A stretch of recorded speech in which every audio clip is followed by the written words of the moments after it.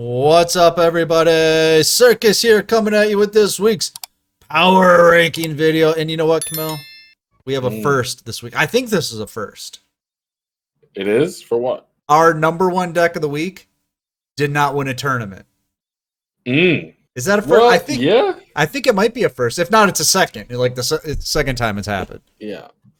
So we'll have to wait. We'll just have to see how that happened. Yeah, all right. So if you don't know what we're doing here, each week we track tournaments and see how decks do in those tournaments, and then we rank them based on how they finish, and then we sit here and talk about them for a little bit. So if a deck is in a tournament and it gets a first place finish, it's going to get 6 points. If it's a second place finish, it's 4 points. A top 4 is 2 points.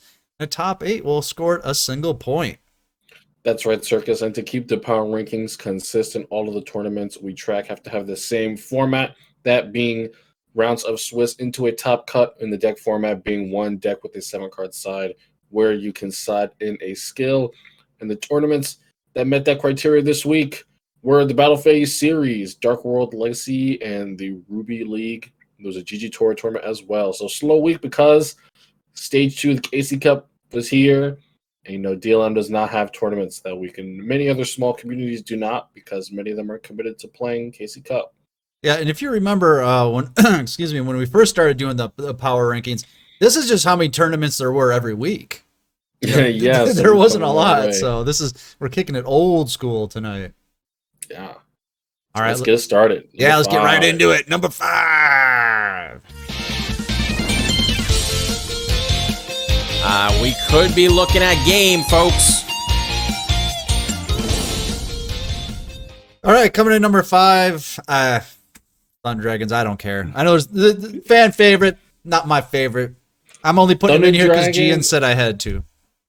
Thunder Dragon is actually doing pretty well in this meta. They have a lot of survivability, them being a rather hand trap and graveyard reliant deck. They have an edge over the very fast decks in the meta right now, like Resonators, Harpies, and Automats, that their removal is not as effective against Thunder Dragons as it is against other decks. Thunder Dragons, like Fire Kings, is going to be able to grind those extremely powerful early game decks out to the point where they do not have the resources, and that's where Thunder Dragons are at their best. Well, I'm just going to say this. All right, they're getting to that point in the lifespan of the deck. What do we got? We got 3 Boxer Veils in there, 2 Sphere Creebo, and look what skill they're playing right here. Look at this one. Destiny Draw. Now, yeah, so that tells you a lot right there where this deck is at.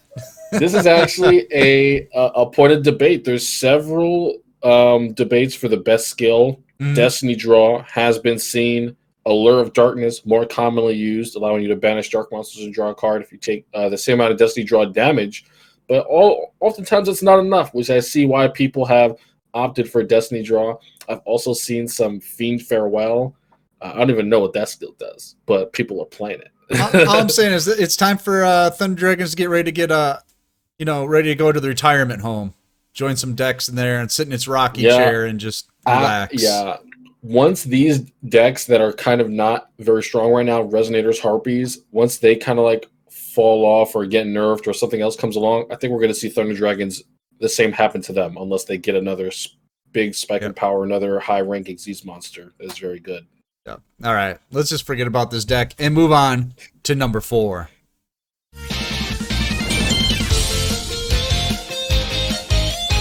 Swings in, lethal. All right, coming to number 4. Look at this. Also a tournament victory here. Battle Phase Money. The Water deck. This was the deck. Remember, everybody said it's going to be nerfed. I can't believe this deck is even around. But it's surviving, right? And again, in these quick metas where, the best decks are OTK decks, chain summoning decks like Resonators, like Harpies, like Automats. Well, the Water deck does very well into them if they're able to cut off their initial summoning, whatever. But look at that back row. Oh my god, dude. Look at that. They're all UR, main box UR. It's all the essentials. What do you mean? You've got all the essentials there. Your 3 MST, your 3 Book of Moon, Necro Valley, your 2 TTH, Necro Valley. I mean, that's the winning. Those are the winning cards, and the Water deck is a winning deck. I feel bad for all the people that went the fish deck route because they didn't want to spend the money on the water Yeah, deck. dude, because water deck is like it's just only the necessities, the monsters I need to exist summon, and then the back row that will absolutely destroy you. Right. So And against decks that need to play on their first 2 turns to really establish a lead, more often than not, that is enough. So water deck does put in the work. I think long term, this deck is going to be too slow going forward. This will be like with Thunder Dragons, like the first 2 to get kind of pushed out of the meta if something else comes out. Yeah, as soon as the top decks present more competent strategies, the water deck will have to adapt to keep up. Right. Luckily, their back row is pretty much all staples, so you're good to go. Facts. All right. Let's take a look at number 3. Hot Red Archfiend Bane is lethal. Oh, how the mighty have fallen. First place last week, third place this week. No tournament victories. What happened, Kamel? Did people figure this stuff out?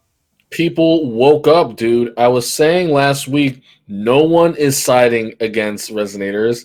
No one is playing back row decks. No one is playing flip downs or treacherous against Resonators. And this week, they finally did. The uptick in Shiranui finally hit the regular tournaments.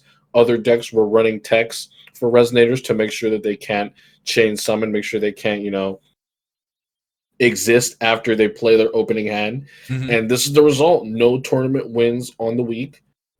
Best they did was a runner-up position in 2 tournaments. And the deck has dropped the Solemn Scolding Engine, likely because it is not disruptive enough. Opting for Treacherous Trap Hole now because you need to be able to interrupt your opponent on their turn.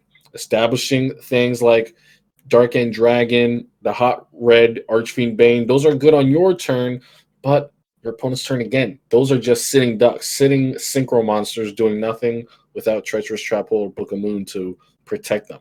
Yeah, Treacherous Trap Hole, best card in the game, right? Or one of them. Yeah, it's so good that they wanted to forego a counter trap for Treacherous. So right. Yeah. Why take out one monster when you can take out 2? So if this deck, keep that in mind. If this deck does see too much play, they now have a super easy semi-limit to take away from them. Treacherous Trap Hole, and this deck is going to suffer because of it. Let's take a look at something here real quick. Okay, MST Book of Moon. MST Book of Moon. Are we starting to see a pattern here? Is this just the standard back row you have to own now? You kind of have to own those back row if you want to play these kind of... I want to say they're called meta. Glass Cannon. They're Glass Cannon decks. Right. They're Glass Cannon decks that require the oppressive back row because they themselves don't have proactive ways of limiting your opponent. Now, of course, people are going to say this deck does. Doom Caliber Knight, Caius. Caius is still just a your turn thing. Doom Caliber can be baited out if your opponent knows about it, unless you just opened very well. So what I like about Book of Moon is it's probably the best free-to-play card in the game. Because if you get a Book of Moon without spending any money, like if you get one with gems, that's a free-to-play card. So that makes it the best free-to-play card in the game. It is the best potentially free-to-play card in the game. By far. By far. All right. Let's take a look at number 2. All right. That's gonna be game. Harpy Lady swoops in. Okay, number 2 this week, Harpies with a tournament victory. There you go. And look, I'm just going to say, look at that back row. I know it's Cosmic Cyclone, but that could be MST with the best free-to-play card in the game right now, Book of Moon. Yeah, now recently we were talking about how there were kind of 2 Harpy decks floating around, and this week both of them won tournaments. The 30-card Harpy deck going undefeated, 10-0 in Battle Phase Rising Sun. I believe that deck is a sign of how these Glass Cannon decks have to change if they want to survive long term. Well, it's just more back row basically, right? Because it's the same Harpy engine. The monsters are pretty much the same. They're just throwing in more spells and traps, right? Well, they're throwing in Hysteric Sign and Hysteric Party so that they can instantly add all the Harpy monsters they're going to need for the whole game to their hand. off of one discard. And if they can get that off more often than not, I mean, you are not going to be able to drown them out because they have 3 Harpy monsters and they'll be able to search off of that. So I believe that deck has a lot more late game play and better matchups overall. But 20 card Harpies, 3 Book of Moon, Treacherous Trap Hole. I was gonna say, let's take a look here again. The Treacherous Trap Hole. Well, he's playing. We got CC Treacherous and Trap MST. Hole, Book of Moon, MST, Treacherous Trap Hole, MST, Cosmic Cyclone, Book of Moon. I think we're starting to see a pattern in our decks here. Yeah, I mean, there's no wonder. Thunder Dragons is the only deck we talked about today that can't run those cards. And that's why they're headed towards the retirement home, right? I mean, that's why they have to rely on Battle and Boxer, Veil, and Destiny draw. They're just like, this is our last chance, man.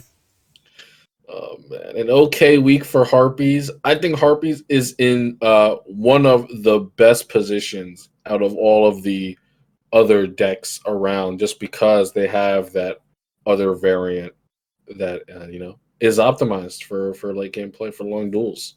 All right, so we looked at all the winning decks. Now let's look at the deck that won but didn't win this week. Man, who cares about it? No one cares about this, right? Does anyone care what's happening on the screen right now? Okay, coming in number 1 this week is Onomats, and you can see why it didn't win a tournament because it doesn't have MST. It's only got 1 Book of Moon and no Treacherous Trap Hole. So get out of here. Yeah, Onomats in a very awkward display this week, accruing 19 points, no tournament wins, but they win the power rankings. And oddly enough, their participation was lower than Harpies, so they straight up just performed better than the other decks over the course of the week, despite them having less representation than a lot of them. And, I'm sure we could match it up, and they lost to probably every other deck that's on the list right now. Those 3 losses, Yeah, because when you think about Onomats, they have those good tools against the other decks. The number 18 Heraldry Patriarch for Harpies, Photon Strike Bouncer against Thunder Dragons. But again, against these decks that are coming up and challenging Onomats as an OTK deck, Resonators have TTH. Onomats do not. They're wasting it on the sister and hate they have grenade. they have a twice activatable skill that they can utilize to search the monsters they need to their hand. Onomats have that, but less accessible. So I think Onomats, they're just doing what they can now. Resonators have stepped in and displayed that they are pretty good at being a powerhouse deck. But I do think Onomats are still more versatile overall. So their place in the meta is not going to be shifted just because another OTK deck is doing well. I think Onomats are kind of paying attention to see what happens to Thunder Dragons when they go into the retirement home. Like, is it that bad? Is that going to happen to us next? Do we need 3 Book of Moon? Like, how do we get 3 Book of Moon? How do we get Tretch into the deck? You don't want that to happen to me. Yeah, I mean, this deck is already, you can see they're cutting quite a lot, opting to go 1 True Nade, 1 Sister. That is unheard of. That's desperate. Yep. That is extremely desperate. Hey, we got to stay in the meta somehow, buddy. And we got first place, so there you go. That's all they care about. First place. And I'd argue to say that the Onomat lists are probably pretty, varying right now. There's no one concrete list like there are the other decks where, you're going to play Book of Moon, MST, Treacherous Trap Hole. All right, well, let's see what happened for the rest of the week here. Overall representation, Harpies killing it. Automats, Red Dragon Resonators. Why are we calling it that? Shouldn't it just be Red Resonators? I don't know. The stuff that people call these decks, I'm not sure. Dude, you know what? People don't even play Red Dragon Archery. Why are we calling it Red Dragon Resonators? I don't know. It's just that's how it turns up on tournament reports and stuff. Come on, mods, get it together. Yeah, get it together. Top 8 conversion rate this week. Automats. I mean, look at these conversion rates. These are pathetic, dude. Yeah, they're not great. Not a single one got tempered. This is just the low sample size for the week. Yeah, I think that's what. Top 8 finishes: Harpies, Automats, Red Dragon Resonators. Overall scores, you're gonna see Nui not doing as well this week, despite Resonators, being knocked down a couple pegs. I think a lot of them on the ladder, a lot of them in the KC Cup, definitely though. Overall scores this week. Check this one out. Onomat's first place, Harpy second place, but it's overall it's pretty close compared to previous weeks. Yeah, it's pretty close. I think now that there's no breakout decks. Everyone's had a couple weeks to play around everything. Things are starting to settle once again, and how long is this gonna?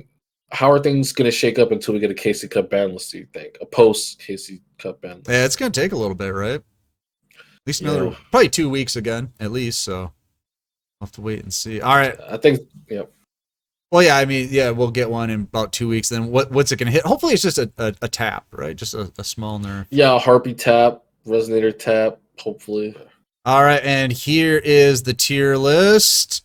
Now, I just kind of lumped everything in at the bottom down there because I thought the scores were close enough at the bottom that, statistically you could probably put them all together. So if you want to see that again, like Thunder Dragon, Shiranui, Cyber Dragon, 9, 8, and 6. I thought that was a good tier 3 right there. So yeah, I'd say so. So Automats and Harpies at the top, Resonators, Water, and then Thunder Dragon, Shiranui, Cyber Dragons. Thunder Dragons, look at your company right here. I'm just saying. Yeah, not good. Shiranui, not good company. Cyber Dragons, not good company. Look who you're hanging out with. That's where you're going to end up. It's time for your dinner, Mr. Thunder Dragon. It sure is. All right, guys. What do you guys think about what's going on in the meta right now? Obviously, this was a smaller week just because of the KC Cup. We'll be back in full swing next week, but what are you guys thinking about the meta post KCGT?